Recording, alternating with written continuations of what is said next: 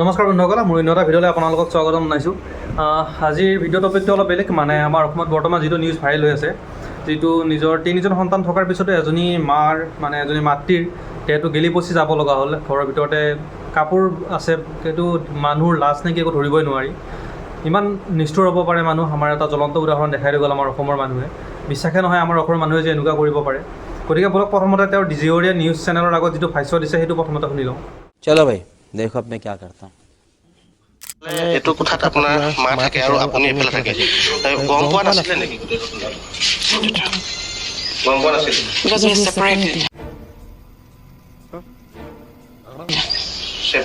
बेलेग कटा झूठ बोलो, बार बार झूठ बोलो। তেওঁ যে ইমান দিন ৰুমৰ পৰা ওলোৱা নাছিলে, মেলিছিলে, আপোনাৰ সৈতে মাতবোৰ খোৱা বোৱা তেখেতে ক'ৰ পৰা পায়? she does not talk with me at all. She is totally separate, and if she sees me, she gives me some type of Assamese dirty language she used to talk. So my duties and responsibility is to take care of her food, clothes, shelter and medicine. Those I have been taking care of her for quite some time, and I do my responsibility. But she, আপোনাৰ সৈতে relation ভাল নাছিল নেকি? no, not at all. From day one. তেখেতে খানা ক'ৰ পৰা পাইছিল? খোৱাটো আপুনি প্ৰভাইড কৰিছিলে? Yeah, food, clothes, shelter, I told you, no? Food, কাপোৰ, ঘৰ চাফা তাফা কৰি দিওঁ, সেইবোৰ চব মই কৰি দিওঁ। আৰু যদি কিবা গা বেয়া হয় মটৰৰ পানী দিম। বেলেগকে একদম থাকে না, মোৰ লগত মিক্স নকৰে, সেইকাৰণে বেলেগকে থাকে বুলিবলৈ তেওঁ মানুহ এগৰাকী ন, তেখেতে আপোনালোকে তেখেতসকল আপোনাৰ ঘৰলৈ আহে, তেখেতসকলক ক'ব লাগিছিলে যে তেখেত ৰুমৰ পৰা ওলোৱা নাই, গা বেয়া বা দেখা দেখি নাই, তেওঁলোকক খোৱাটো দায়িত্ব আপোনাৰ নাছিলে?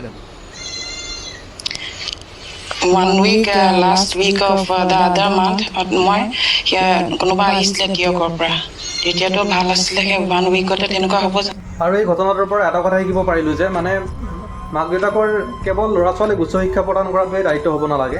উচ্চ শিক্ষাৰ লগতে ল'ৰা ছোৱালীবোৰক এনেকুৱা কিছুমান কথা শিকিব লাগে যিবোৰ কিতাপৰ জ্ঞান নহয়, যিবোৰ মাক দেউতাকে নিজে দিব পাৰে। সেইবোৰ যেনেদৰে নিজৰ ল'ৰা ছোৱালীয়ে ডাঙৰক কেনেদৰে সন্মান কৰিব লাগে, বেলেগক কেনেদৰে সন্মান কৰিব লাগে, শিষ্টাচাৰ বোলা যিটো বস্তু আছে সেইটো মাক দেউতাকে সৰুৰ পৰা অলপ ল'ৰা ছোৱালীবোৰক শিকাব লাগে, যিবোৰ আমি নিজৰ মা দেউতাৰ পৰা পাইছোঁ।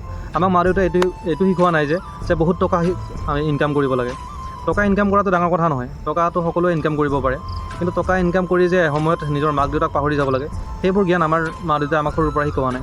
গতিকে সকলো মাক দেউতাকৰ এটা মানে দায়িত্ব থাকিব লাগিব যে নিজৰ ল'ৰা ছোৱালীবোৰক প্ৰতিযোগিতামূলক যিবোৰ শিক্ষা চলি আছে বৰ্তমান, সকলোকে বহুত কেৱল ইজনৰ ল'ৰা ছোৱালীতকৈ মোৰ ল'ৰা ছোৱালীখিনি অলপ বেছি পঢ়া শুনাত ওপৰত থাকক, এইবোৰ শিকাব লাগে। এইবোৰৰ লগতেও কিন্তু নিজৰ ল'ৰা ছোৱালীক শিষ্টাচাৰ বোলা বস্তুটো অলপ শিকাব লাগে। ভালেই হ'ল আমি বেছি শিক্ষিত নহ'লোঁ। আমাৰ মাহঁতে আচলতে আমাক মানুহ হ'বলৈ শিক্ষা দিছিল, টকা সম্পত্তি গোটাবলৈ নহয়। সেইকাৰণে আমাৰ মাহঁতে এতিয়া সুখেৰে আমাৰ লগত আছে আৰু নাতি নাতিনীৰ লগত ধুনীয়া খেলি আছে। মই আকৌ বিয়া হোৱা নাই, আমাৰ দাদাৰ এজনী সৰু চাই ছোৱালী এজনী হৈছে। গতিকে আগতে আমি যেতিয়া সৰু আছিলোঁ তেতিয়া হয়তো মাহঁতে আমাক কেনেদৰে ডাঙৰ দীঘল কৰিছে সেইটো আমি নাজানো। 9 মাহে গৰ্ভত ৰাখি আমাক মায়ে যেনেদৰে তুলি তুলি ডাঙৰ দীঘল কৰিলে, আমি অকণমান উজুতি খালে কেনেদৰে মাহঁতে কষ্ট পাইছিল, সেইখিনি কথা হয়তো আমি আগতে বুজা নাছিলোঁ। আমি সৰু হৈ থাকোঁতে নেদেখিলোঁ আমাৰ মাহঁতে কিমান কষ্ট কৰি আমাক ডাঙৰ দীঘল কৰিছে। কিন্তু এতিয়া যেতিয়া আমাৰ আগত মানে সময়ত আমিও বিয়া হ'ম, আমাৰো ল'ৰা ছোৱালী হ'ব, এতিয়া দাদাৰ যিজনী ছোৱালী আছে কেনেদৰে দাদা বৌয়ে কেনেদৰে ডাঙৰ দীঘল কৰিছে, অকণমান কষ্ট পালে এবাৰ পৰিলে কিমান কষ্ট পায় সিহঁতে। আৰু মাহঁতে আমাতকৈ বেছি আমাৰ মাহঁতে আমাৰ কষ্ট পায় যেতিয়া